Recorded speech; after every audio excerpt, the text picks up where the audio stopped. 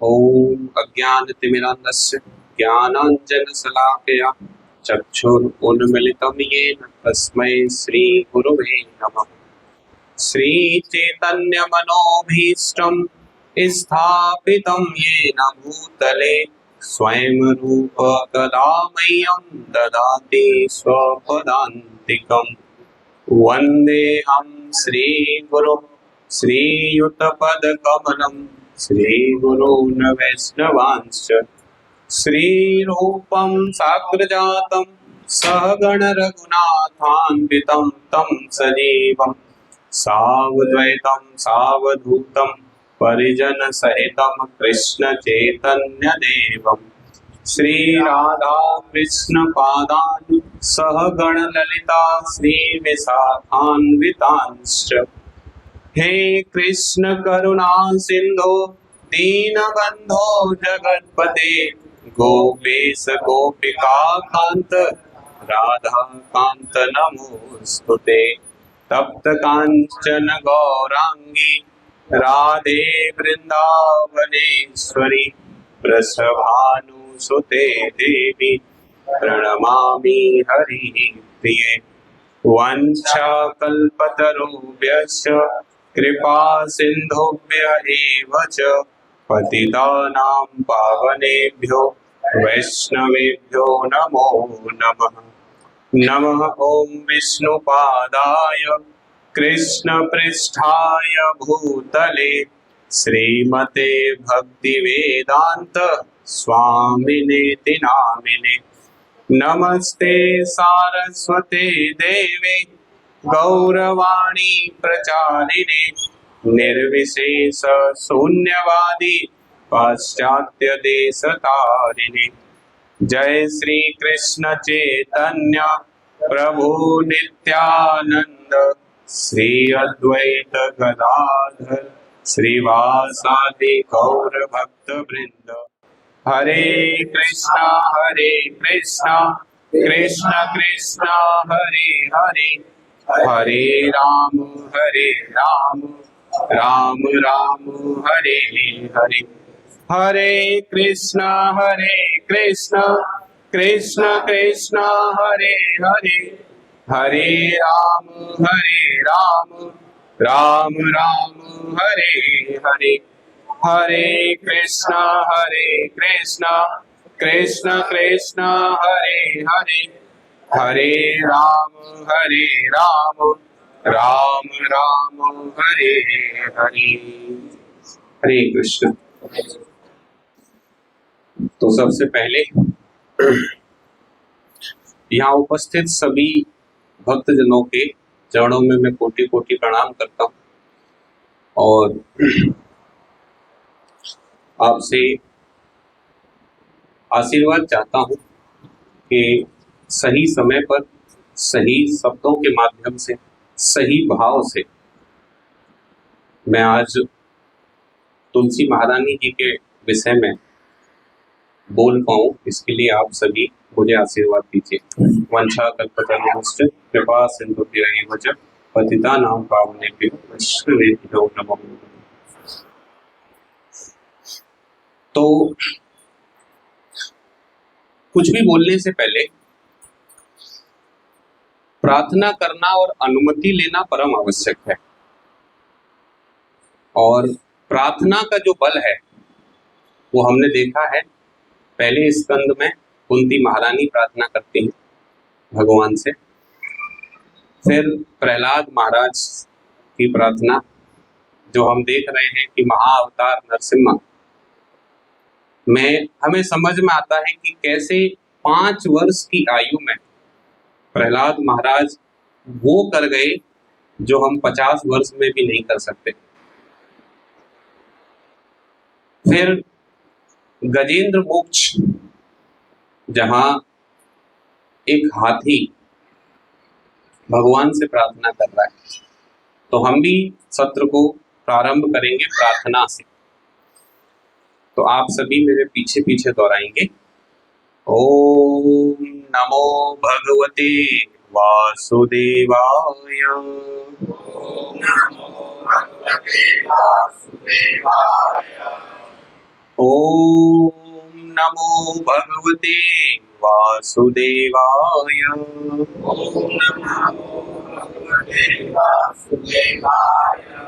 ओम नमो भगवते वासुदेवाय।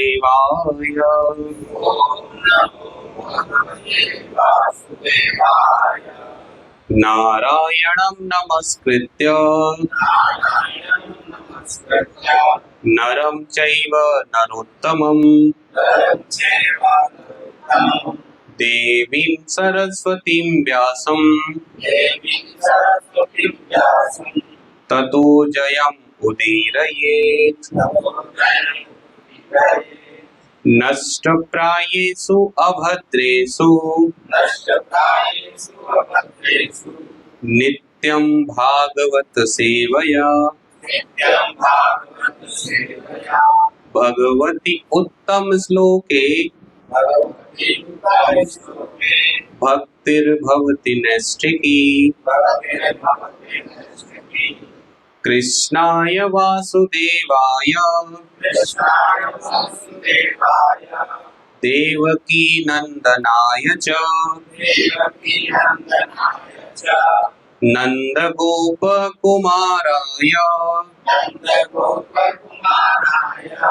गोविंदाय नमो नमः। हरे कृष्ण। तो आज का हमारा विषय है तुलसी महारानी की महिमा। अब हम सभी आज यहाँ एकत्रित हुए हैं, तो यहाँ से ये तो स्पष्ट है कि हम सभी अपने जीवन में भक्ति को एक महत्वपूर्ण अंग बनाना चाहते हैं और हम चाहते हैं कि हमारा जीवन भक्ति से ओतप्रोत हो। हमारे जो कल्मश हैं वो नष्ट हो जाएं। अनेकों जन्मों से जो हम जन्म मृत्यु के इस चक्र में फंसे हुए हैं, उस चक्र से कैसे छूटा जाए। अब बात है श्रद्धा की। हम लोगों की श्रद्धा उतनी प्रगाढ़ नहीं है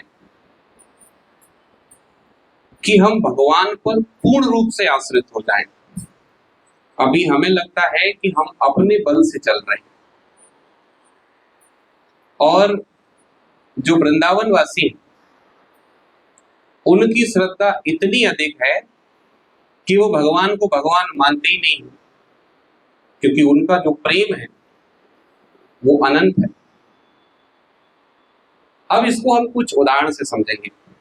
जैसे भगवान वृंदावन से जब मथुरा आए थे, तो भगवान श्री कृष्ण की जो माता है, क्या नाम है उनका, जिन्होंने भगवान को जन्म दिया था, देवकी मैया। तो देवकी मैया ने लाला को जब देखा तो देवकी मैया के स्तन से दूध आने लगा। मतलब उनकी करुणा जागृत हो गई कि मेरा बेटा जो है आज मैं इतने वर्षों बाद देख रही हूँ। और माता देख रही है।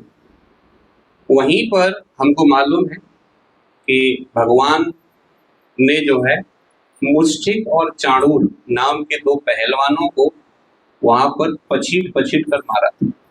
उसके बाद भगवान सीधे गए और कंस को ऊपर से खींच के लाए, और भगवान ने कंस का एक ही बार में गोविंदाय नमो नमः कर दिया। अब देवकी महारानी ने देखा कि इतना शक्तिशाली कंस को इन्होंने क्षण भर में जो है मार दिया, तो ये मेरा लाला नहीं है, तो साक्षात ईश्वर है। और देवकी मैया ने हाथ जोड़ लिया। तो देवकी मैया का जो वात्सल्य था वो कहाँ आ गया, दास्य भाव पर। यानी भगवान का जब ऐश्वर्य देखा तो ऐश्वर्य को देखकर जो उनका वात्सल्य था वो वात्सल्य टिका नहीं, वो दास्य पे आ गया। दूसरा हम देखते हैं अर्जुन। अर्जुन ने भगवत गीता के शुरू में पहले अध्याय में अर्जुन क्या कह रहे हैं? हे कृष्ण, मेरा रथ दोनों सेनाओं के बीच में स्थापित करो, मैं देखना चाहता हूं कि कौन कौन युद्ध करने आया। ये ठीक ऐसे ही जैसे हम कहें ड्राइवर गाड़ी साइड से लगा के रखो, मैं अभी आ रहा हूं, या एसी ऑन करके रखना, जब तक मैं आऊं गाड़ी कूल रहनी चाहिए। और जब भगवान ने विराट रूप दिखाया, 11वां अध्याय 41वां श्लोक, 11वें अध्याय में विराट रूप देखने के बाद अर्जुन क्या कह रहे हैं? प्रभु, मुझसे गलती हो गई,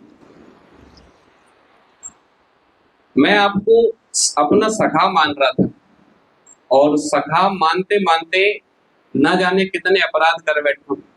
मैंने आपसे क्या क्या नहीं कहा? हे कृष्ण, हे यादव, हे सखेती, मैंने आपसे कृष्ण, यादव, सखा, प्रभु क्षमा करना, मैं अबोध आपकी महिमा को नहीं जानता था, मैंने कई बार आपका उपहास किया प्रभु, कई बार तो अकेले में, कई बार सबके सामने मैंने आपका उपहास किया, भोजन करते समय, साथ में सोते समय मैंने आपका उपहास किया, प्रभु क्षमा करें। तो जो साख्य भाव था, साख्य भाव विराट रूप को देखने के बाद कहां आ गया?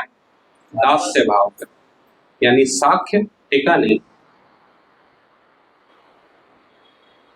ये हम बात कर रहे हैं वृंदावन से बाहर की। अब वृंदावन चलिए, वृंदावन में भगवान कालिया नाग के ऊपर नृत्य कर रहे हैं। सोचिए, हम तो नाग को देखकर जो है रास्ता बदल लेते हैं, भगवान उस नाग के ऊपर नृत्य कर रहे हैं, और ऐसा नहीं कि डर डर के कर रहे हो, भगवान पूर्ण आनंद में नृत्य कर रहे हैं। और स्टेज भी कैसा है? स्टेज भी जो है स्लिपरी स्टेज है, यानी चिकना स्टेज है, लगातार, जी प्रभु, लगातार जो है आप देखो स्टेज घूम रहा है, और वो भी ऐसा नहीं कि कालिया ये कह रहा हो कि ठीक है प्रभु आपका हो जाए तो बता देना, वो काटने के लिए जो है तैयार है। तो सभी वृंदावन वासी देख रहे हैं कि भगवान ने कालिया का मर्दन कर दिया, और उसके बाद जब भगवान उतर के आए नीचे, तो सारे ब्रजवासी क्या कह रहे हैं पता है? अरे लाला को सर्दी लग गई होगी, लाला इतनी देर से पानी में है। सोचिए, जल्दी कपड़े लाओ, कपड़े लाओ, लाला को जो है ढको, देखो कितना कांप रहा है। यानी भगवान ने अपना ऐश्वर्य दिखाया कि मैं कालिया जैसे नाग का मर्दन इतनी आसानी से कर सकता हूं। तो क्या इससे ब्रजवासियों के प्रेम पर कोई प्रभाव पड़ा? उनका प्रेम और बढ़ गया, उनका प्रेम जो है वो नीचे नहीं आया। भगवान ने, हमें मालूम है गोवर्धन लीला में, गोवर्धन पर्वत को 7 दिन 7 रात तक उठा के रखा। अब आप सबको मालूम है 56 भोग, पर ये 56 भोग लगाते क्यों है, ये किसको मालूम? यशोदा मैया लाला को दिन में 8 बार भोजन कराती है, 8 बार, और लाला ने 7 दिन से भोजन नहीं किया, इसलिए 8 बार 7 दिनों का भोजन मैया ने इकट्ठे 56 भोग बनाया लाला। बोला जो है कितना कमजोर हो गया है। अब सोचिए, जो ईश्वर गोवर्धन पर्वत को धारण किए हुए हैं, अब जैसे उन्होंने पर्वत रखा, पर्वत रखते ही मैया ने क्या कहा, देख तू देख कितना कमजोर हो गया, 7 दिन से कुछ खाया नहीं। तो क्या जो है उनका जो वात्सल्य था वो नीचे आया? ये वृंदावन है। वृंदावन में प्रेम की इतनी अधिकता है कि भगवान बार बार ऐश्वर्य दिखा रहे हैं, पर ब्रजवासियों के प्रेम पर जरा सा भी प्रभाव नहीं पड़ा। आप देखो, हम सबको मालूम है मृत भक्षण लीला, जहां पर लाला ने मिट्टी खाई और ब्रह्मांड के दर्शन करा दिए।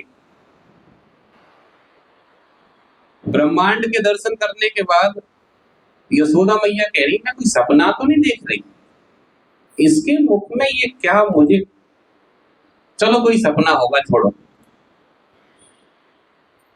अब सोचिए, जो है भगवान बार बार दिखाना चाह रहे हैं कि मेरा ऐश्वर्य देखो।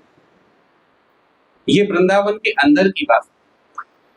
अब वृंदावन में और वृंदावन के बाहर फर्क हमको समझ में आ रहा है। वृंदावन से बाहर जो प्रेम है वो किस तरीके का है? वो है कुएं में जल के समान। कुएं का जो जल है, अगर हम उसमें एक बोरी नमक डाल दें तो क्या जल जो है वो मीठा रहेगा? नहीं, उसका जो है वो नमकीन हो जाएगा। और वृंदावन का जो प्रेम है वो महासागर की तरह है। महासागर में अगर आप एक बोरी नमक डाल दोगे तो क्या महासागर का जो स्वाद है उस पर कोई प्रभाव पड़ेगा? चलो 10 बोरी, 1000 बोरी, तो भगवान कितना भी ऐश्वर्य दिखाएं, ब्रजवासियों का जो प्रेम है वो इतना असीम है कि भगवान का ऐश्वर्य फीका पड़ जाता है और बाहर ऐश्वर्य के सामने वात्सल्य, साख्य सब नीचे आ जाता है। अब ये जो प्रेम है, ये ब्रजवासियों के पास इतना प्रेम कहां से आया है? और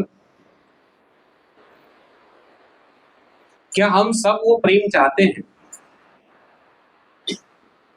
तो निश्चित है कि हम उसको प्रेम चाहते हैं, उस प्रेम के लिए हम जो है प्रयासरत हैं। तो वो प्रेम कैसे प्राप्त होगा? तो हमें मालूम है, चैतन्य महाप्रभु के बारे में कौन कौन जानता है? हाथ खड़ा कीजिए। केवल 6 लोगों ने हाथ खड़े किए। सोचिए, चैतन्य महाप्रभु के बारे में ये कहा जाता है, श्री कृष्ण चैतन्य राधा कृष्ण नाही अन्य। तो जो चैतन्य महाप्रभु है वो साक्षात राधा और कृष्ण का संयुक्त अवतार है।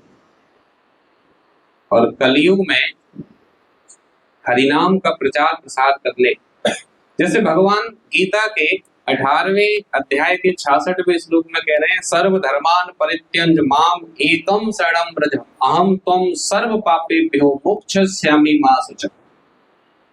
हे अर्जुन, सभी धर्मों का परित्याग करो और केवल मेरी शरण में आ जाओ, मैं समस्त पापों से तुम्हारा उद्धार कर दूंगा, डरो मत।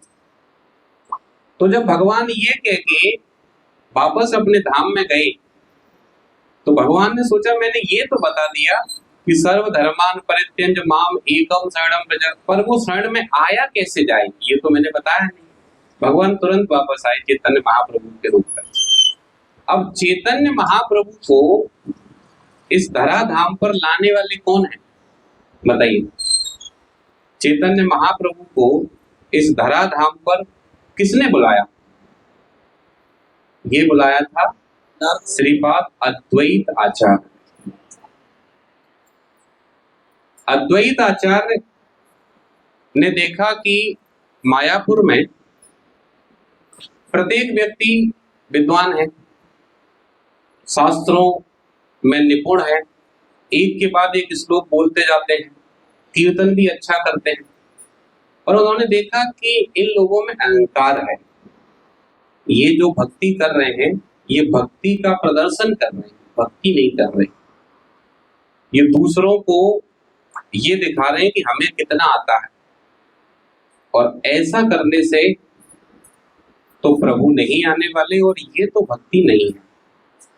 तो उन्होंने सोचा मैं क्या करूं जिससे ईश्वर आ जाए यहाँ पर अवतरित होकर। मैं सोचा गोवर्धन की 1001 परिक्रमा लगा देता हूँ, वृंदावन चला जाता हूँ। उनको विचार आया कि जो है ऐसा क्या है जो भगवान को विवश कर सकता है अपना धाम छोड़कर यहाँ आने के लिए, क्या है ऐसा। तुरंत ही उनको समझ में आ गया कि सिर्फ एक वस्तु ऐसी है जो भगवान को यहाँ पर लेकर आ सकती है, और भगवान भगवत गीता के 9वें अध्याय के 26वें श्लोक में इस बात को कह रहे हैं, पत्रम पुष्पम फलम तोयम यो मे भक्त्या प्रयच्छति तदहम भक्ति उपरतम अस्नामि प्रियतात्मन। तो भगवान ने सबसे पहले क्या कहा, पत्रम। अब आज का हमारा पूरा सत्र सिर्फ पत्रम पे होगा, क्योंकि ये पूरा श्लोक, इस पे 3 दिन कथा हो सकती है। अब पत्रम में तो बहुत कुछ हो सकता है। तो प्रभुपाद जी ने 11वें अध्याय के 55वें श्लोक में इसको क्लियर किया। अब देखिए वैष्णव का हृदय क्या होता है, उनसे रहा नहीं जाता। आप 11वें अध्याय के 55वें श्लोक के तात्पर्य में पढ़ेंगे, प्रभुपाद जी बता रहे हैं ये पत्रम कुछ और नहीं है, तुलसी दल है, तुलसी पत्र है। तो अद्वैत आचार्य को विचार आया कि मैं भगवान को तुलसी अर्पित करता हूं। तो उन्होंने भगवान को एक तुलसी दल अर्पित किया, एक तुलसी दल। और उद्देश्य क्या था, भगवान को गोलोक धाम से नवद्वीप धाम में आमंत्रित करना। अब ये कहा जाता है, ये श्लोक आता है, आप मेरे पीछे पीछे दोहराएंगे। तुलसी दल मात्रेण जलस्य चुलुकेन वा विक्रीडते स्व आत्मानं भक्तिभ्यो भक्तवत्सलः। भगवान एक तुलसी दल से वहां पर रह नहीं पाए, नीचे आ गए तुरंत, और बोला अद्वैत आचार्य से कि जो है मैं अच्छा खासा वहां था, तुमको जो है बुला लिया ना मुझे यहाँ। तो बोला जो है मैंने तो आपको एक तुलसी अर्पित की है। भगवान ने कहा ये जो एक तुलसी तुम कह रहे हो, ये एक तुलसी का जो भार है वो इतना है कि मैं स्वयं को पूरा गिरवी रख दूं तो भी इस तुलसी का भार नहीं चुका पाऊंगा। यानी भगवान अपने आप को क्या कर देते हैं, विक्रीडते स्व आत्मान, स्वयं को बेच देते हैं एक तुलसी दल से। अब तुलसी महारानी की एक महिमा एक प्रसंग में आती है। एक व्यक्ति था, उसने कहीं तुलसी महारानी की महिमा सुन ली, ऐसे किसी कथा में गया तो उसने सुना कि तुलसी महारानी जो है वो भगवान की सबसे प्रियतमा है। तो अब क्या हुआ, उसका मृत्यु का समय आ गया और यमराज जी उसको लेने आए। सोचा क्या करूं। उसको तुलसी महारानी दिख गई एक जगह, तो जाके उसने तुलसी महारानी को ऐसे बोला, तुलसी महारानी आप मुझे बचाओ, और कस के पकड़ लिया। अब यमराज जी सोच रहे हैं कि इसका समय तो पूरा हो गया, पर इसने तुलसी को पकड़ रखा है। मैं आपको बताऊं, अगर किसी ने तुलसी को पकड़ रखा है तो यमराज उसको छू नहीं सकते। अब यमराज जी सोच रहे हैं अब क्या किया जाए, इसका समय हो गया और अब ये छोड़ नहीं रहा।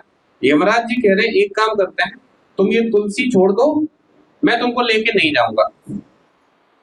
वो कह रहा है इतना पागल थोड़ी। बोला तुम वरदान मांगो, तुमको जो वरदान चाहिए वो वरदान मैं आपको दे दूंगा, बस ये तुलसी छोड़ दो। बोला वरदान? हाँ तो एक वरदान दे दो कि बोला आप यहां से चले जाओ, और ये तुलसी तो मैं नहीं छोड़ूंगा। तो अब यमराज को समझ में आ गया कि ये तुलसी को छोड़ने वाला है नहीं, समय निकल चुका है, अब क्या किया जाए। तो यमराज जी गए ब्रह्मदेव के पास। ब्रह्मदेव से कहा कि ब्रह्मदेव, मेरे पास जितने भी नियमावली है उसके अनुसार जिस जीव को उठाना होता है उसके अनेक विधियां हैं, पर आज तक ऐसा प्रसंग या ऐसा मामला नहीं बना कि जिस व्यक्ति के प्राण हरने हैं वो व्यक्ति तुलसी को पकड़े बैठा हो और उस समय उसको कैसे लेना है। अब ब्रह्मदेव के 4 मुख है ना, हमारी अगर एक बुद्धि है तो उनकी 4 बुद्धि, क्वाड कोर प्रोसेसर है ना, 4 दिमाग से सोच रहे हैं। उन्होंने कहा चलो मैं चलता हूं। तो वो आ गए। अब कौन? यमराज और ब्रह्मदेव दोनों आ गए, पहुंचे उसके पास। उसने कहा आप फिर आ गए?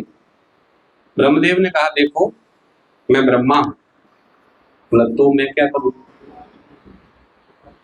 बोला देखो इस प्रकृति का नियम है कि जिसने जन्म लिया है उसकी मृत्यु होना तय है, तो तुम ये प्रकृति का संतुलन क्यों बिगाड़ रहे हो? तुम्हारा समय पूरा हुआ, अब तुमको ये शरीर छोड़ना है।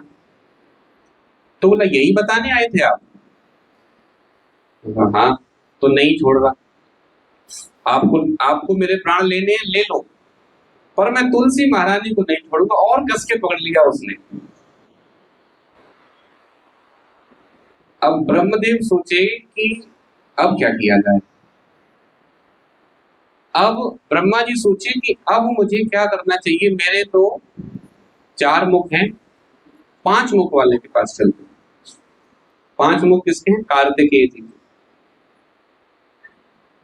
कार्तिकेय जी के पास गए जो देवताओं के सेनापति हैं, भगवान शिव के पुत्र हैं, बड़े पुत्र।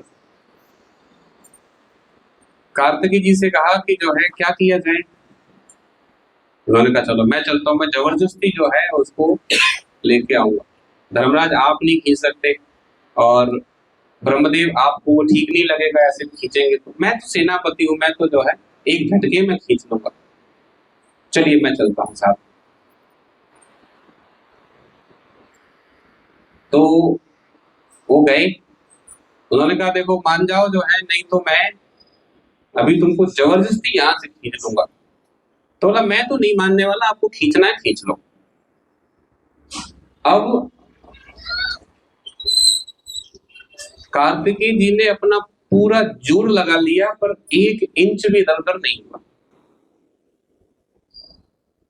अब क्या किया जाए? अब तो बस एक ही उपाय बचा है, वो है भोलेनाथ, देवों के देव महादेव। महादेव के पास चलते हैं। अब महादेव को परम वैष्णव कहा जाता है। परम वैष्णव ये कहा जाता है भागवतम में, वैष्णवा नाम यथा शंभु। वैष्णवों में जो परम वैष्णव हैं वो कौन है? भोलेनाथ है। तो उनके पास गए। बोला आप तो परम वैष्णव हैं, तो अब आप बताएं क्या करें। तो चलिए मैं भी प्रयास कर लेता हूं, है ना, क्योंकि ऐसा तो आज तक कभी देखा नहीं मैंने भी। क्या है मतलब जिद क्या है उसकी? बोला उसकी एक ही जिद है कि आपको जो करना है कर लो, मैं तुलसी को नहीं छोड़ूंगा। तुलसी मेरी माता है, और माता एक मतलब माता के पास पुत्र आया है, आप माता और पुत्र को अलग कैसे कर रहे हैं? भोलेनाथ ने कहा बात तो सही है उसकी। तो अब क्या किया जाए? बोला अब तो जो परम ईश्वर है, कौन है? इसको ब्रह्मा जी ब्रह्म संहिता में कहते हैं, ईश्वर परम कृष्ण सच्चिदानंद विग्रह अनादिर आदिर गोविंद सर्व कारण कारण। तो बोला क्या किया जाए? बोला वो तो यहाँ आएंगे नहीं, ये कहेंगे तुमको इतने डिपार्टमेंट दिए, तुमसे एक केस नहीं संभाला जाता। सोचो एक केस के लिए कंपनी का सीईओ कैसे आ सकता? भगवान तो जो है अनंत कोटि ब्रह्मांडों के नायक है। अब जैसे अगर वो भगवान को बुला के लाएंगे तो उनको भी ठीक नहीं लगेगा, बोला धर्मराज भी नहीं निपटा पा रहे हैं, ब्रह्मदेव भी हैं, कार्तिकी जी भी हैं, और जो है स्वयं भगवान भोलेनाथ भी हैं, तो क्या करें? बोला इसी को लेके चलो। कैसे? बोला तुलसी सहित लेके चलो। बोला तुलसी सहित तो चलोगे? बोला तुम्हें जो करना है करो, मैं तुलसी को नहीं छोड़ूंगा। तो तुलसी सहित उन्होंने क्या किया, एक चारपाई पे उसको बिठाया और चारों ने कंधे लगाए और लेके पहुंचे भगवान के धाम, और पूछे कि प्रभु हम तुलसी की महिमा जानना चाहते हैं, क्या है ऐसा? भगवान ने कहा तुलसी की महिमा तुम्हारे सामने है। जिस तुलसी की वजह से 4 देवता जो है यहाँ पर एक व्यक्ति को कंधे पर रख के लाए हैं, तुलसी की इससे बड़ी महिमा का प्रमाण क्या चाहिए आप? समझ गए प्रभु? और बोला इसको छोड़ दो, मेरा आदेश है। तो ये तुलसी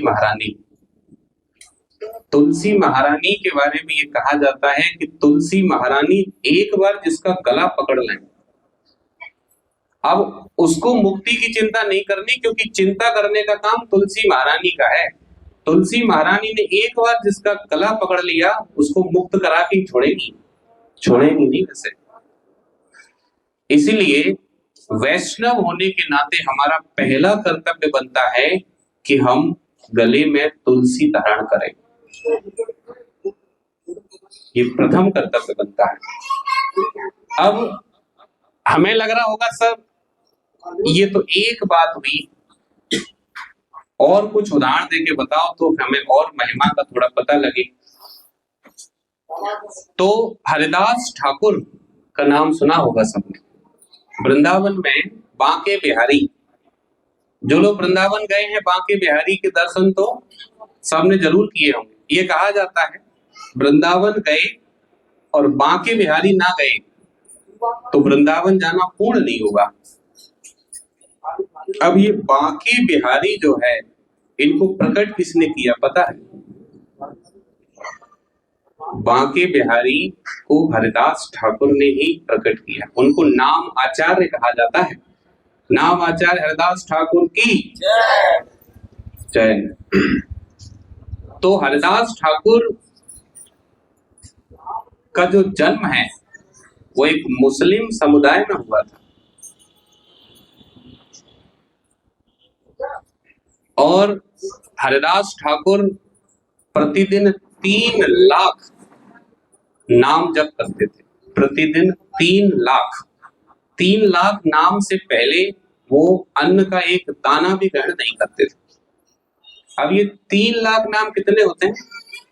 हमारी जो 16 माला होती है उसमें 25,000 नाम होते हैं। 64 माला में 1 लाख नाम होते हैं। 192 माला जब होती है तब 3 लाख नाम होते हैं। तो 192 माला करते थे। अब उनकी यश कीर्ति जो है चारों तरफ फैल रही थी। तो देखो ऐसा है जब आपका यश बढ़ता है तो ऐसा नहीं है कि प्रत्येक व्यक्ति को खुशी होती हो।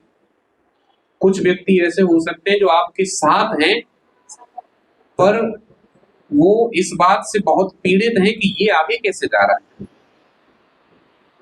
तो ऐसे ही वहां एक व्यक्ति थे जो ये सिद्ध करना चाहते थे कि मैं इस हरिदास को सबके सामने बेइज्जत करूंगा, मैं इसका पर्दाफाश करूंगा। और उन्होंने क्या किया, हरिदास अच्छा दूर रहते थे, हरिदास वन में रहते थे, वहां जप करते थे कुटिया बनाकर। अब देखना जप क्या होता है। हरिदास ठाकुर जिस कुटिया में जप करते थे उस कुटिया में एक बहुत बड़ा सर्प रहता था, बहुत बड़ा सर्प।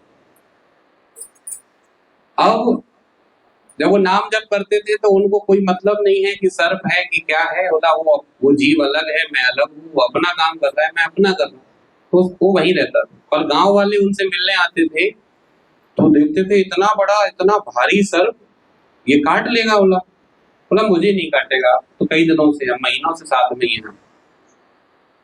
तो गांव वालों ने कहा नहीं लेकिन हमें तो काट लेगा, तो एक काम करते इसको मार देते हैं। हरदास जी ने कहा कि नहीं ऐसा नहीं करना है, और अगर ऐसा है तो मैं अपनी कुटिया बदल देता हूं। अब सर्प ने सुना कि मेरे कारण हरदास ठाकुर को कुटिया बदलनी पड़ रही है, तो क्यों ना मैं ही छोड़ के चला जाऊं। उसी समय गांव वालों के सामने वो सर्प उस कुटिया को छोड़ के चला गया और दोबारा कभी नहीं आया।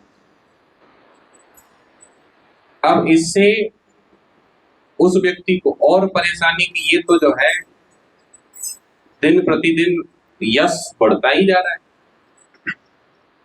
तो फिर प्रयास किया गया कि बोला एक वैश्या को भेजते हैं, वैश्या। तो वैश्या को भेजा गया उनका जप और उनका चरित्र भंग करने के लिए। अब हरिदास ठाकुर की आयु उस समय युवा अवस्था है और जंगल में है, रात के समय भेजा गया तो कोई देख भी नहीं रहा, आयु भी युवा अवस्था है, जंगल भी है, सुनसान भी है। अब उस वैश्या ने कहा कि मैं आपका संग करना चाहती हूँ। उन्होंने कहा देवी जरूर, लेकिन आपसे मेरी एक विनती है कि मेरा जो नित्य का नाम जप है, जब तक वो नहीं हो जाएगा मैं कुछ नहीं करता, मैं एक दाना भी ग्रहण नहीं करता। तो एक बार आप मेरा नाम जप हो जाने दो, उसके बाद आपकी जो भी इच्छा है मैं उसे जरूर पूरी करूंगा। अब उस समय चतुर्मास चल रहे थे, जैसे अभी चल रहा है। चतुर्मास में उनका नियम था 4 लाख नाम। अब वो बैठी उनके पास, अब हरदास ठाकुर नाम जब किए जा रहे हैं, हरे कृष्ण कृष्ण कृष्ण हरे हरे, हरे राम राम राम हरे हरे, हरे कृष्ण कृष्ण कृष्ण हरे हरे, हरे राम राम राम हरे हरे, हरे कृष्ण कृष्ण कृष्ण हरे हरे, हरे राम राम राम हरे हरे। ऐसा करते करते सुबह हो गई। अच्छा, अगर किसी शुद्ध भक्त से या शुद्ध वैष्णव से अगर आप हरिनाम सुनोगे तो उसका प्रभाव इतना भारी होता है कि सुबह होते होते उस वैश्या का हृदय परिवर्तन हो गया। उस वैश्या ने कहा कि हरदास, मैं जो है यहाँ किसी के द्वारा भेजी गई थी और मुझे आपका चरित्र भंग करने के लिए भेजा गया। हरदास ठाकुर ने कहा मुझे पता है। तो बोला फिर भी आपने मुझे भगाया नहीं, आप चाहते तो मुझे भगा सकते थे। हरदास ठाकुर ने कहा कि मैं सोच रहा था कि ये जीव भी भटक रहा है, अगर नाम ये भी सुन लेगा तो इसका भी उद्धार हो जाएगा, तो इसलिए मैं आपको नाम सुना रहा था। उसने कहा कि मेरा उद्धार होने की संभावना नहीं, मैंने बहुत पाप किए हैं, तो मेरी आपसे विनती है श्रील हरदास ठाकुर जी, आप मुझे ये बताइए किसी भी तरीके से क्या मेरा भी उद्धार हो सकता है। अब जानते हैं हरदास ठाकुर ने क्या कहा। इसका वर्णन आता है चैतन्य चरितामृत अंत्य लीला 3रा अध्याय श्लोक क्रमांक 234। आप इस श्लोक को मेरे पीछे पीछे दोहराएंगे। असिय तुलसी रसी कैला नमस्कार, तुलसी परिक्रमा करी, गेला गोप्य द्वार। ये बंगाली भाषा में है ना, इस वजह से आपको थोड़ा ऐसा प्रतीत हो रहा होगा कि कुछ अलग सा है। हरिदास ठाकुर ने कहा कि अगर आप पूर्ण रूप से शुद्ध होना चाहते हो और भगवान के धाम पहुंचना चाहते हो, भगवान को प्राप्त करना चाहते हो, तो क्या करना है? प्रतिदिन प्रतिदिन आपको तुलसी को नमस्कार करना है। और क्या करना है? तुलसी परिक्रमा करनी है। तुलसी परिक्रमा अगर आप प्रतिदिन करते हो तो भगवान श्री कृष्ण आपको आपके समस्त पापों से उद्धार करके आपको शुद्ध भक्ति प्रदान करेंगे। और दो आदेश दिए थे हरिदास ठाकुर जी ने। पहला आदेश तुलसी नमस्कार, तुलसी परिक्रमा।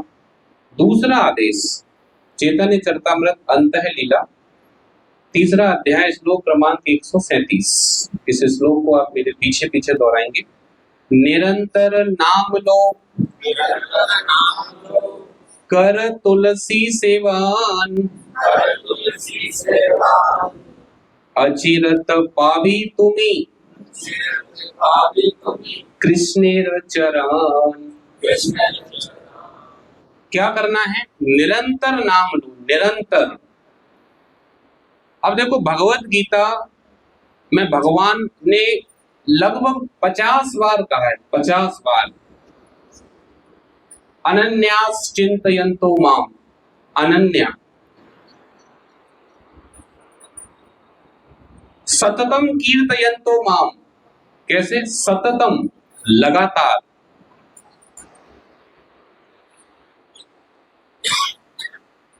अंत में कह रहे हैं 18वें अध्याय 66वां श्लोक,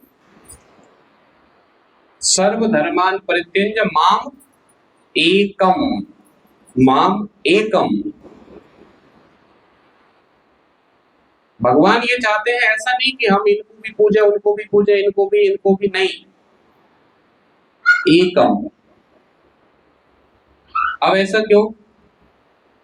अगर हमने पेट को भोजन दे दिया तो पूरे शरीर को भोजन स्वतः ही प्राप्त हो जाता है। भागवतम में भी इसका वर्णन आता है। भगवान श्री कृष्ण की अगर हम पूजा करते हैं, अगर हम उनका नाम जप करते हैं, तो ये किस तरीके से है? पेड़ के जल में पानी का, जड़ में पानी देना। अगर हमने जड़ में पानी दे दिया तो फिर फूल पत्तियों उन पे अलग से पानी देने की आवश्यकता नहीं रह जाती। अब उस वैश्या ने उसी दिन से इन दो आदेशों को पूर्ण रूप से पालन किया। और बताइए कितना नाम लेना शुरू किया होगा? 16 माला, 32, 64, उसमें 3 लाख नाम से शुरू किया। प्रतिदिन 192 माला, 192 माला होने में 22.5 घंटे लगते हैं, 24 घंटे में से। और जब गांव वालों ने देखा कि जो है 3 लाख नाम तुलसी सेवा रोजाना हो रहा है, तो गांव वालों ने ये घोषणा कर दी कि आज के बाद कोई भी इनको वैश्या कहकर नहीं बुलाएगा। और उस वैश्या को नाम दिया गया हरिदासी।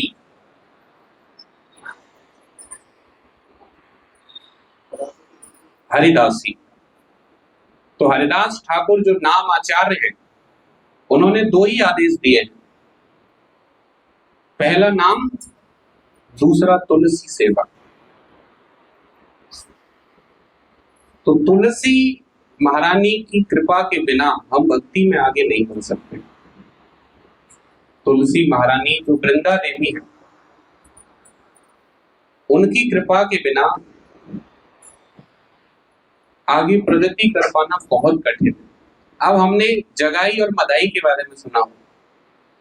अच्छा, इस संसार में ऐसा कोई पाप नहीं है जो उन्होंने ना किया हो।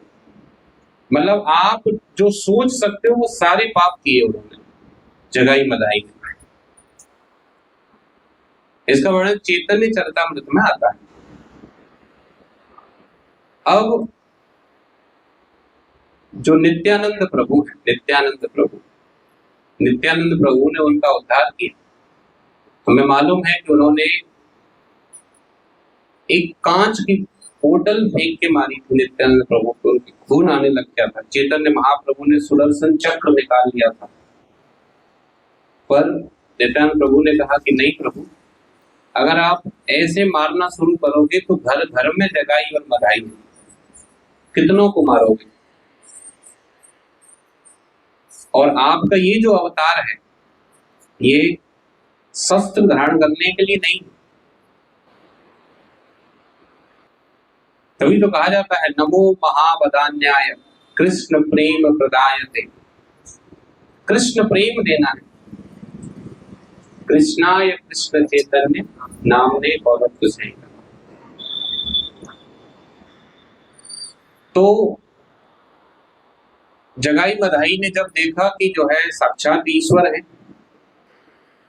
तो वो पैरों में गिर गई और कहा कि जो है हम ये जानते हैं कि हमारा उद्धार तो हो ही नहीं सकता किसी भी तरीके से।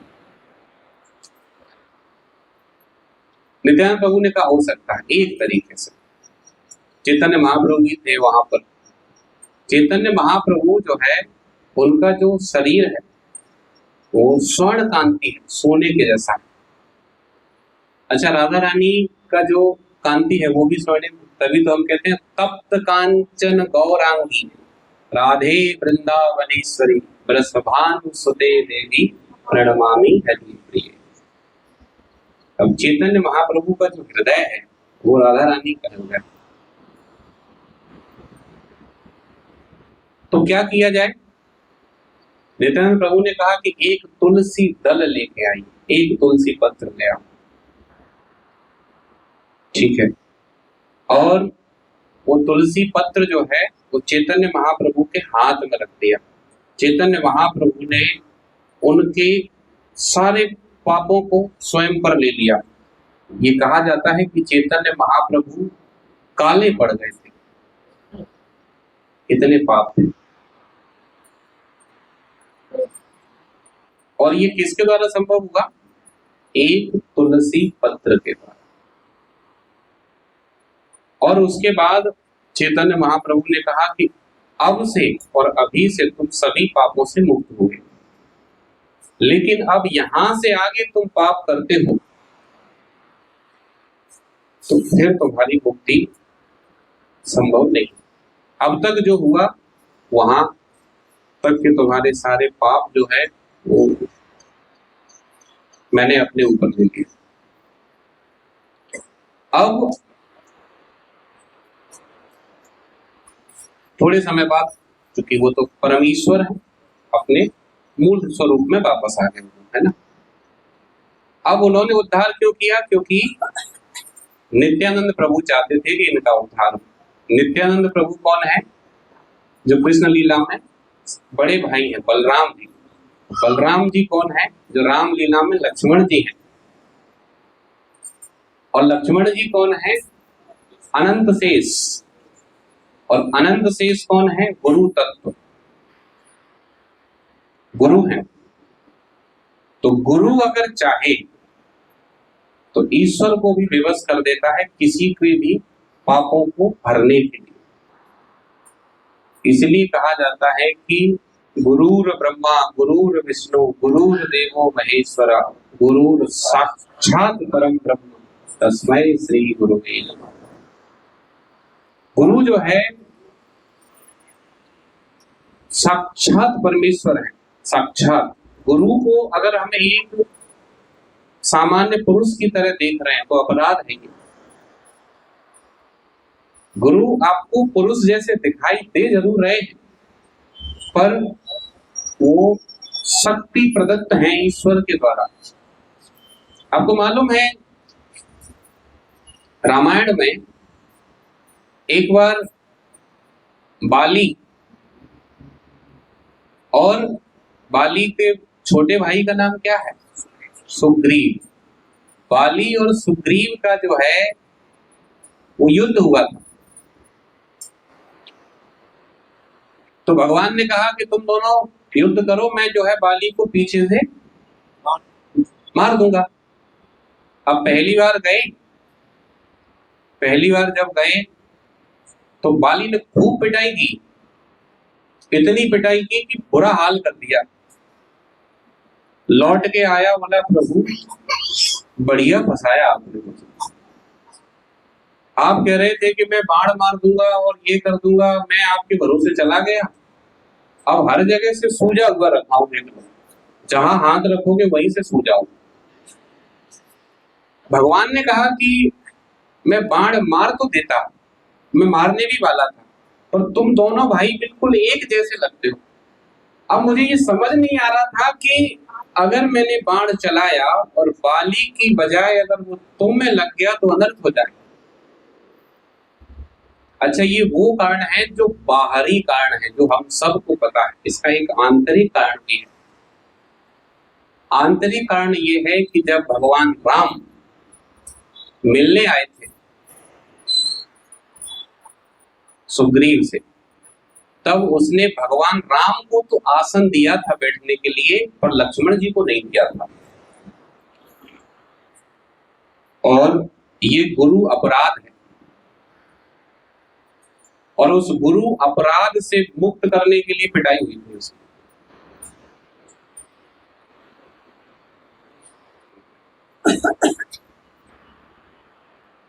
सोचिए, अब भगवान राम ने कहा एक काम करो, एक बार फिर जाओ। बोला नहीं, मुझे कुछ नहीं चाहिए, मेरा हो गया, आप अपना काम देख लो, मैं अपना देख लो, मैं यही ठीक हूं, मरना थोड़ी है। इस बार तो जैसे तैसे मैं आ गया बच के, अगली बार मैं गया निश्चित है मेरी अंतिम क्रिया वही हो जाएगी। भगवान ने कहा नहीं, ऐसे नहीं, इस बार तुम माला पहन के जाओ। तो तुम जब माला पहन के जाओगे तो एक माला में रहेगा, एक बिना माला में रहेगा, तो मैं बड़ी आसानी से पहचान लूंगा। प्रभु मैं आपको कैसे बताऊं, अब मैं और मार सहने के काबिल बचा नहीं हूं प्रभु। और ध्यान रखना, अगर आपने 2 मिनट भी लेट कर दिया तो प्रभु फिर जो है अपनी मित्रता यहीं तक की है, फिर जो है आप मुझे जीवित नहीं पाओगे। भगवान ने कहा चिंता मत करो, मैं तुरंत ही जो है काम तमाम कर दूंगा। और भगवान ने कहा लक्ष्मण माला पहनाओ। माला किसने पहने जानते हो? लक्ष्मण जी।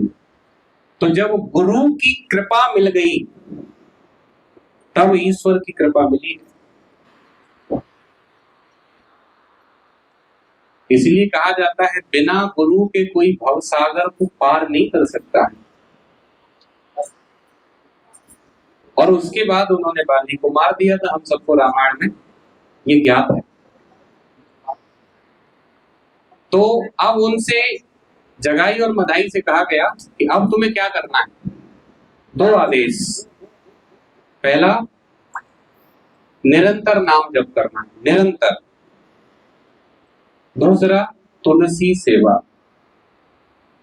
तुलसी महारानी को प्रतिदिन जल अर्पित करना है, उनकी परिक्रमा करनी है, उनकी सेवा करनी है। और आपको मालूम है केवल 2 महीने के अंदर ही, 2 महीने के अंदर उनमें इतना बड़ा परिवर्तन आ गया कि वो अब हर व्यक्ति को प्रणाम करते, हर व्यक्ति को। जो जगाई और मदाई व्यक्ति को जिंदा खा जाते थे, उनमें इतना परिवर्तन कैसे संभव हुआ? 2 चीजें, तुलसी सेवा और नाम जप। और गांव वालों ने जब देखा तो ये जो जगाई और मदाई है, इनको नाम दिया गया जगदानंद और माधवानंद। जगाई और मधाई का नाम बदल कर रखा गया जगदानंद और माधवानंद। ब्रह्मचारी के स्तर पर जो है इनका सम्मान होने लगा। ये है तुलसी महारानी, जो हम सोच नहीं सकते तुलसी महारानी हमें वो दे सकती।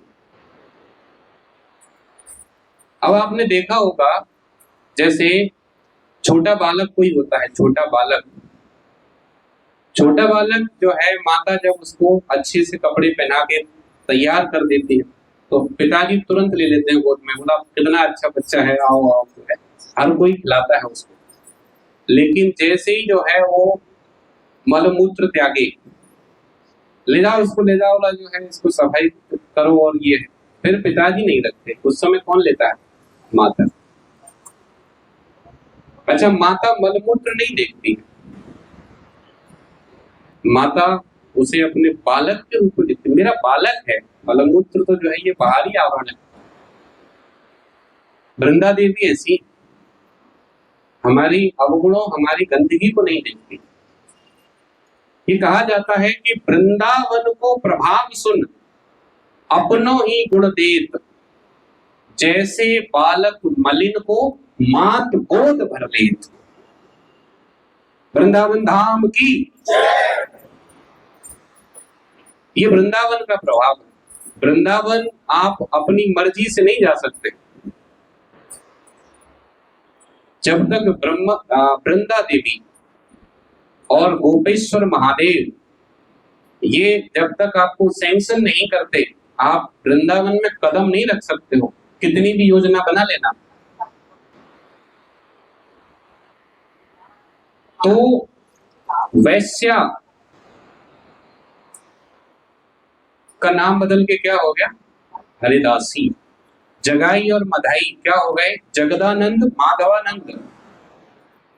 अब मैं एक और आपको बताता हूं, अंतिम है ये। मृगारी नाम सुना होगा, मृगारी, है ना? मृगारी जो है ये दो शब्दों से बनता है, मृग और अरी। मृग कौन होता है? मृग वैसे हम पशुओं को बोलते हैं, मुख्य रूप से हिरण को बोलते हैं, और अरी माने होता है शत्रु। मृगारी क्या करता था? मृगारी किसी पशु को पूरा नहीं मारता था, वो उसको तड़पती हुई हालत में छोड़ता था। उसके प्राण निकलते थे और उसको बड़ी खुशी होती थी प्राण निकलते देखकर। ये जो अरी शब्द है ना, अरी, इसका ध्यान रखना है, क्योंकि जब हम हरे कृष्ण महामंत्र का जप करते हैं तो हरे बोलना है, अरे नहीं बोलना। हरे कृष्ण, तो वो दुश्मन दुश्मन, दुश्मन कृष्ण, दुश्मन कृष्ण, तो ये कौन सी प्रार्थना हो जाएगी हमारी, है ना? तो हरे कृष्ण कृष्ण कृष्ण हरे हरे, हरे राम राम राम हरे। अब मृगारी को जब नारद जी ने देखा, नारद जी ने कहा कि जो है तुम ये सब क्यों कर रहे हो? उसने कहा मैं क्या करूं, जो है ये मेरा काम है, अब पेट भरना है। वही पापी पेट का सवाल है, पेट भरना है, बच्चों को पालना है, तो मुझे करना पड़ता है। तो बोला तुम्हें इसका कितना पाप लग रहा है, तुम्हें पता है इसका? तो बोला ये मुझे अकेले में थोड़ी लग रहा है, मेरे घर वालों के लिए कर रहा हूँ ये सब मैं, उनको भी तो लग रहा होगा। बोला अच्छा, तो घर वालों से पूछ के आओ कि जो है तुम जो कर रहे हो उसके तुम्हारे पाप में वो भागीदार बनेंगे क्या? बोला क्यों नहीं बनेंगे, वो तो मेरे घर वाले, मैं जो यहाँ से इनको मार के ले जाता हूँ, बाजार में बेचता हूँ, उसके बाद जो राशन लेके आता हूँ उससे वही सब तो खाते हैं, तो ऐसे तो मेरा पेट पल रहा है, मेरा परिवार का पालन पोषण इसी से होता है। तो बोला ठीक है, मैं यहाँ इंतजार कर रहा हूँ, एक बार जाओ और अपनी पत्नी से और अपने बच्चों से पूछ के आओ। ठीक है, वो गया, पत्नी के पास गया कि आपको पता है मैं जो है रोजाना पशुओं की हत्या करता हूँ, उसके बाद धन कमा के लाता हूँ, तब आपका भरण पोषण हो पाता है। तो ये जो पाप मैं कमा रहा हूं, इसमें तुम बराबर की भागीदार हो, है ना, तो इसमें तुम सहमत हो? उसने कहा कि बिल्कुल सहमत नहीं हूं। पाप तुम कर रहे हो, हम क्यों सहमत होंगे? बोला मैं तुम्हारे लिए तो कर रहा हूँ। बोला हमने ये थोड़ी कहा कि तुम जो है पाप करके लाओ, हम तुम्हारी पत्नी है, हमारा भरण पोषण करना तुम्हारा कर्तव्य है, तुम्हारी जिम्मेदारी है, उसके लिए तुम जो है ये पाप कर रहे हो, हमारा इससे कोई लेना देना नहीं है। अच्छा, तो ये तो मैं तुम्हारे लिए कर रहा हूँ। बोला हमने थोड़ी कहा हमारे लिए करो, हमारे लिए तुम सही तरीके से सही रास्ते से कमा के लाओ। बच्चों से पूछा, तो बच्चों से जब पूछा तो पत्नी पहले ही बोल उठी, बच्चों से क्या पूछ रहे हो, मैं ही बता देती हूँ कि हम कोई भी बिल्कुल भी जिम्मेदार नहीं है, तुम जो भी कर रहे हो उसके जिम्मेदार तुम ही हो, जितने पाप हैं उसका हम एक अंश भी नहीं लेंगे। अच्छा, हम भी कई बार कहते हैं कि साहब क्या करें, हम अपने बच्चों के लिए कर रहे हैं, करना पड़ता है, इतना कम वेतन मिलता है उसमें गुजारा नहीं हो पाता है तो रिश्वत लेनी पड़ती है, गलत काम करना पड़ता है। और कारण क्या देते हैं कि कौन नहीं कर रहा है। तो अगर हर व्यक्ति नशा कर रहा है तो क्या ये पर्याप्त है कि सब कर रहे हैं तो मैं भी करूं? मृगारी को समझ में आ गया, उसने तुरंत ही घर त्याग दिया।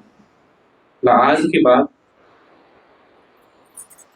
ना मैं तुम्हारे लिए कुछ हूं, ना तुम मेरे लिए कुछ हो, मैं ये घर छोड़ता हूं। नारद जी के चरणों में गिर गया,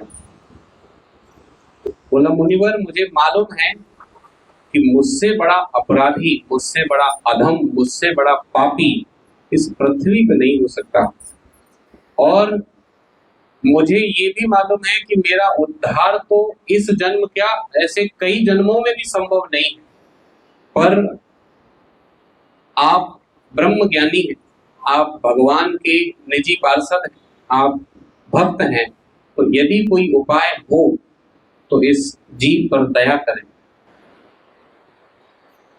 अब जानते हो क्या कहा नारद जी ने उसको?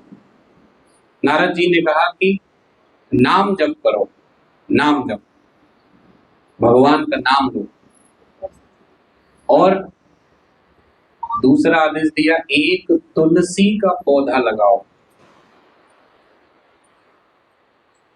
तुलसी का पौधा लगाना परम आवश्यक है, परम आवश्यक, और प्रतिदिन प्रतिदिन उसकी पूजा करो। हम लोग एक साल में 7 दिन भागवत सुनते हैं और कहते हैं साहब 7 दिन सुन लिया बस, अब तो हमारे पाप हो गए बराबर, बस तर गए हम तो, भागवत एक बार सुन लिया अब तो हो गया हमारा काम। जबकि भागवत स्वयं क्या कह रही है? नित्यम भागवत सेवया। नित्यम, नित्यम मतलब रोज, रोजाना, बिना चूके। अगर आप नित्यम यानी रोजाना भागवत का एक श्लोक भी पढ़ते हो, एक श्लोक भी, तो आपके जीवन के जितने भी अभद्र हैं, अभद्र, वो सारे नष्ट हो जाएंगे। क्योंकि अभी अभी हमने श्लोक भी बोला है, आप सबने बोला था, नष्ट प्रायेषु अभद्रेषु। जितने भी अभद्र हैं वो सब धीरे धीरे समाप्त हो जाएंगे। कैसे हो जाएंगे? नित्यम भागवत सेवया। भागवत सेवन कैसे करना है? नित्यम। इससे क्या होगा?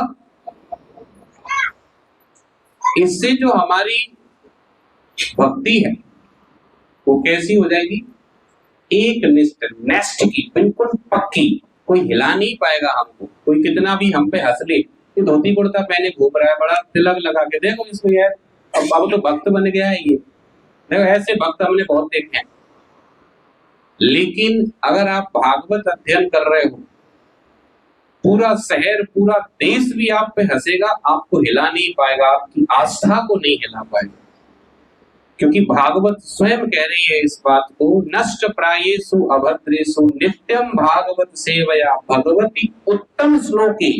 उत्तम श्लोक के नाम है भगवान श्री कृष्ण का, भक्तिर भवती नष्ट की। भक्ति कैसी होगी? नेस्ट की भक्ति, हिलेगी नहीं। सोचिए, हमको तिलक लगाने में शर्म आती है, हमको धोती कुर्ता पहनने में शर्म आती है। मैं तो ये सोच सोच कर हैरान हूं, सिगरेट पीने वाले खुले में पी रहे हैं,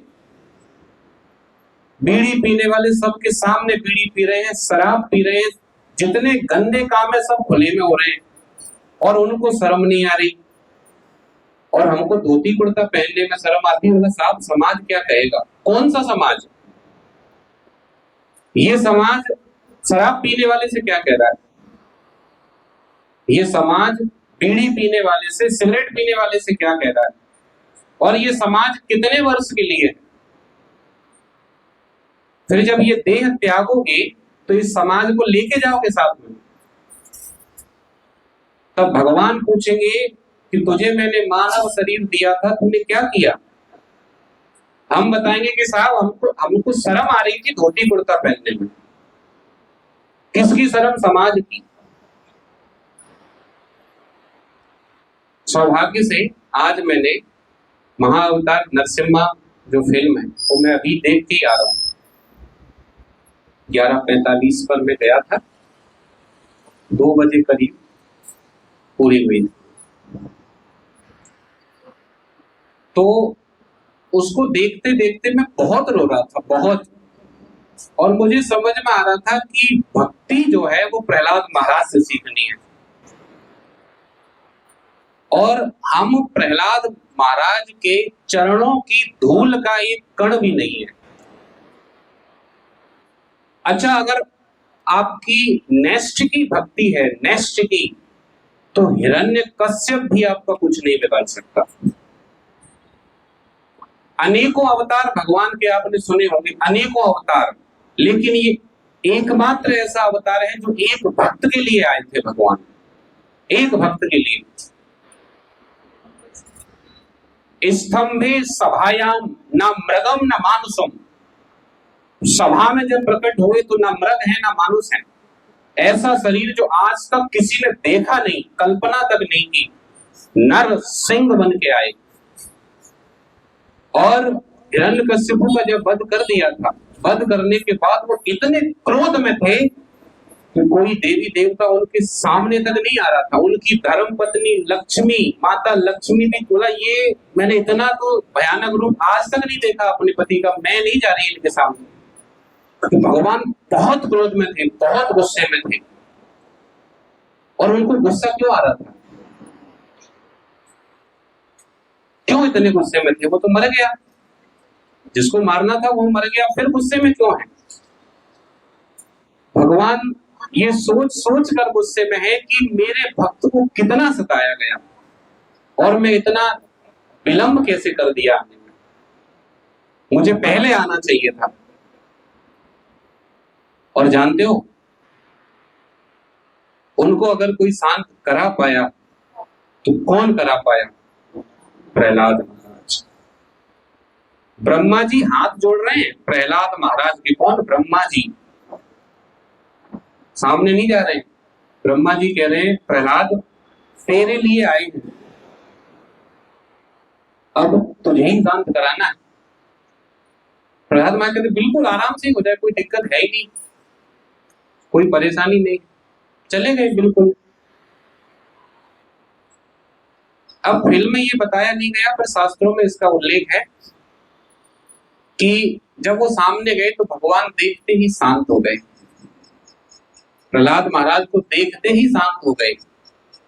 शांत होने के बाद प्रहलाद महाराज को अपनी गोद में बिठाया, गोद में बिठा के उनको चाट रहे हैं, उनको प्रेम कर रहे हैं। और पता है क्या कह रहे हैं? वो कह रहे हैं, प्रहलाद मुझे माफ कर दे,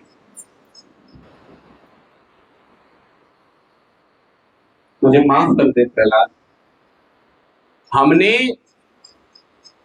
भक्त को भगवान से माफी मांगते हुए कई बार देखा होगा, कई बार सुना होगा, पर ये पहली बार है कि भगवान भक्त से माफी मांग रहे हैं।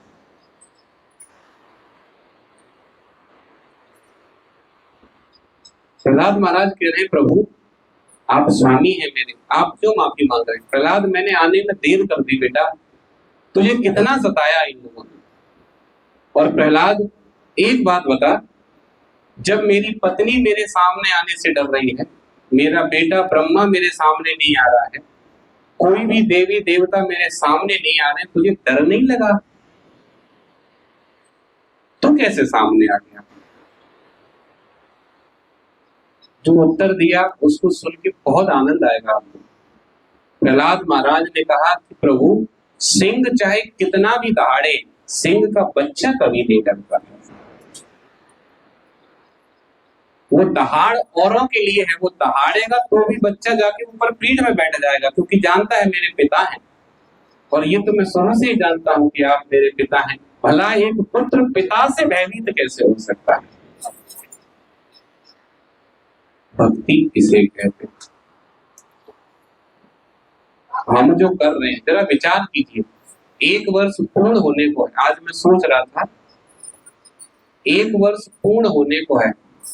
1 महीने में 4 रविवार होते हैं, 1 वर्ष में 48 रविवार कम से कम होते हैं, वैसे 50 भी होते हैं।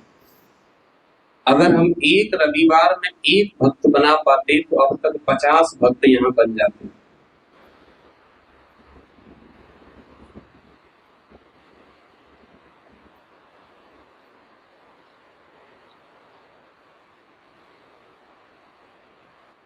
और क्यों नहीं पता है? क्यों ऐसा क्यों नहीं हो पा रहा है?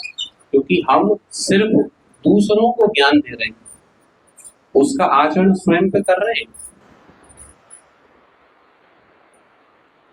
हम सबसे कह रहे हैं भगवान का नाम लो, भगवान का नाम लो, हम कितना ले रहे हैं? हम सबसे कह रहे हैं तिलक लगाओ, क्या हम लगा रहे हैं? हम सबसे कह रहे हैं धोती कुर्ता पहनो, क्या हम पहन रहे हैं? अच्छा, मुझे बहुत अच्छा लगा कि जो नई आयु के हमारे भक्त हैं वो इसको गंभीरता से दे रहे हैं।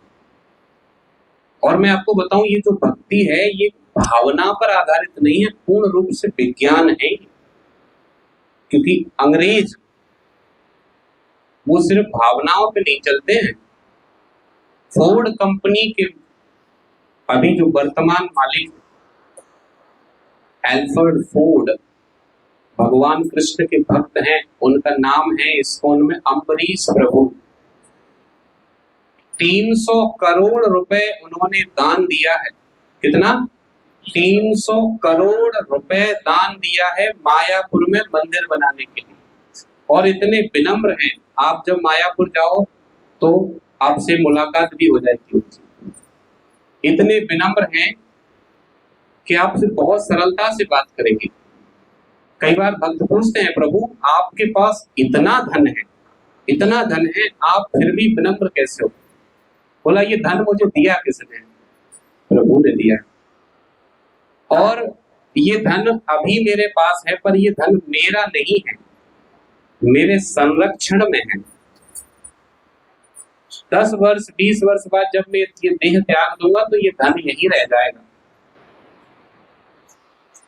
अब सोचिए, ये जो इस्कॉन मुरैना हमारा सेंटर है, इसको चलाने की जिम्मेदारी किसकी है? हम सबों की है। क्योंकि ये उत्तरदायित्व तो सिर्फ पर्जन्य प्रभु का नहीं है। और हम कितनी गंभीरता से इस काम को कर रहे हैं, हम स्वयं विचार कर सकते हैं। और जब तक आचरण में ज्ञान नहीं आएगा, तब तक परिवर्तन की उम्मीद करना ही बेईमानी है।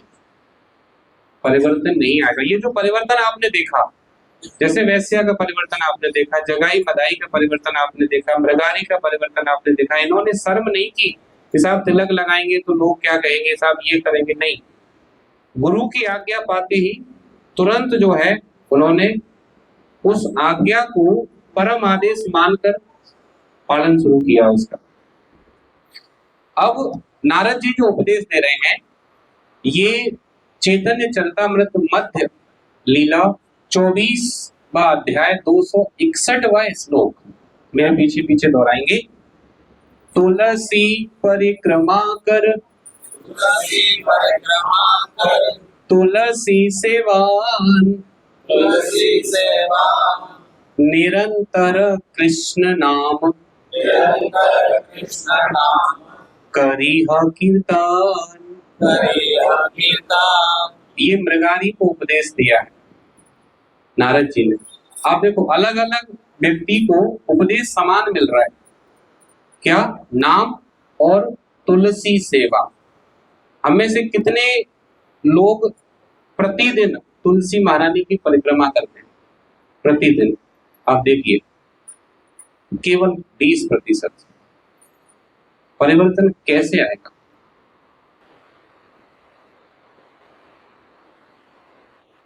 तुलसी महारानी भक्ति प्रदायिनी है और तुलसी महारानी जब तक कृपा नहीं करेंगी तब तक हम संघर्ष ही करते रहेंगे।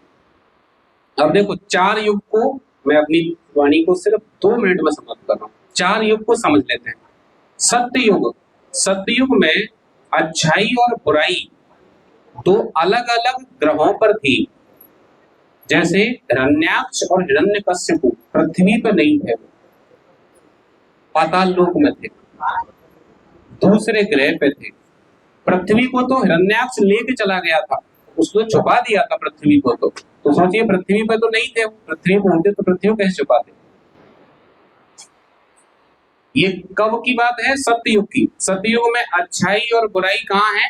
2 अलग अलग ग्रहों पर। अब आ जाओ त्रेता युग। त्रेता युग में एक ही ग्रह पर है पर 2 अलग अलग देशों में है, राम और रावण। भगवान राम भारत में और रावण कहाँ है? श्रीलंका में।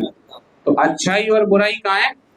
2 देशों में है, ग्रह वही है, समान ग्रह अलग अलग देश। अब आ जाए द्वापर युग। द्वापर युग में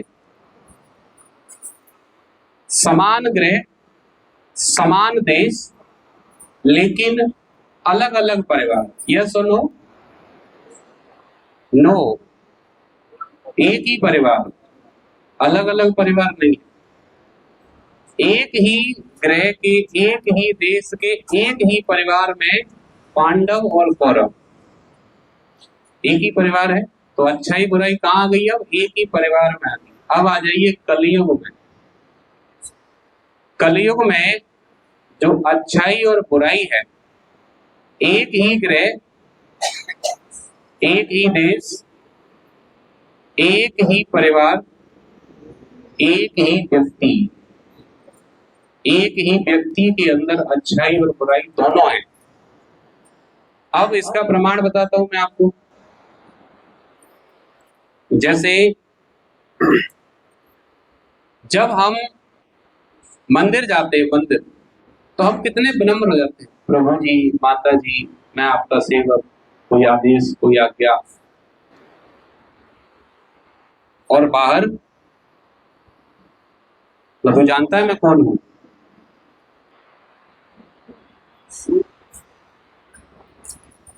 अब एक बच्चा अपने पिता से कह रहा है कि पिताजी आप कथा तो बहुत अच्छी करते हो, पर जो आप कहते हो मैंने आज तक आपको पालन करते हुए तो देखा ही नहीं उसको। आप बातें तो अच्छी अच्छी करते हो पर पालन तो स्वयं करते ही नहीं। हमारी स्थिति क्या है? हमारी स्थिति ये है, आज देखो उस दिन माता जी कह रही थी कि साहब बच्चे बहुत बिगड़ रहे हैं, मोबाइल की लत लग गई है। हम ये देखें कि हम कितना मोबाइल चलाते हैं। अगर हमसे मोबाइल नहीं छूट रहा, बच्चों से कैसे छूटेगा? हमसे स्वयं से 4 माला नहीं हो रही, हम उम्मीद ये कर रहे हैं बच्चे 16 माला करें। हमसे खुद से 4 नहीं हो रही पर बच्चे 16 करें। हम तिलक नहीं लगाएंगे, धोती कुर्ता नहीं पहनेंगे, लेकिन बच्चा पूरा वैष्णव दिखे। तो सोचिए हमारे व्यवहार में कितना अंतर आ जाता है। यानी अच्छाई और बुराई एक ही इंसान में। अब बच्चे, आज हर व्यक्ति परेशान है, पेरेंटिंग को लेकर अलग अलग काउंसलिंग हो रही है, अलग अलग जो है टॉक्स हो रहे हैं कि बोला बच्चे बिगड़ रहे हैं, बच्चे बिगड़ रहे हैं। तो बच्चे वो काम नहीं करते जो आप उन्हें करने के लिए कहते हो। बच्चे वो काम करते हैं जो वो आपको करते हुए देखते हैं। जैसे थोड़ा सा एक व्यक्तिगत उदाहरण है, बस उसी के बाद विराम करेंगे। मैंने कभी, मेरे 2 बच्चे, मैंने कभी अपने बच्चों को नहीं कहा कि बेटा तुमको भगवान को प्रणाम करना है, मैंने कभी उनसे नहीं कहा कि तुमको भोजन को प्रणाम करना है। लेकिन मैं आपको बताऊं, सबसे पहले जागने के बाद वो पहले भगवान को दंडवत प्रणाम करता है और बताता है पापा आज मैंने दंडवत प्रणाम पहले किया, बाकी फिर उसके बाद कोई काम। मैंने कहा लेकिन मैंने तो नहीं कहा। बोला आप भी तो करते हो, आप भी करते हो तो मैं भी करूंगा। अच्छा अगर मैं कहता कि ये करो तो बिल्कुल नहीं करता। छोटा बच्चा जो अभी 2 वर्ष का भी नहीं है, 2 वर्ष भी पूर्ण नहीं हुई है, मैं जब प्रसाद लेता हूं, वो प्रसाद के सामने प्रणाम करके पहले झुक जाता है और मैंने सब कुछ कहा नहीं, वो पहले ही झुक जाएगा। क्या कर रहा है? प्रार्थना कर रहा है, महाप्रसाद है गोविंद। अच्छा ये क्या मैं चलो बड़े बच्चे को सिखा सकते हैं, छोटे को सिखा सकते हैं? तो समझता भी नहीं है, लेकिन देखता तो है।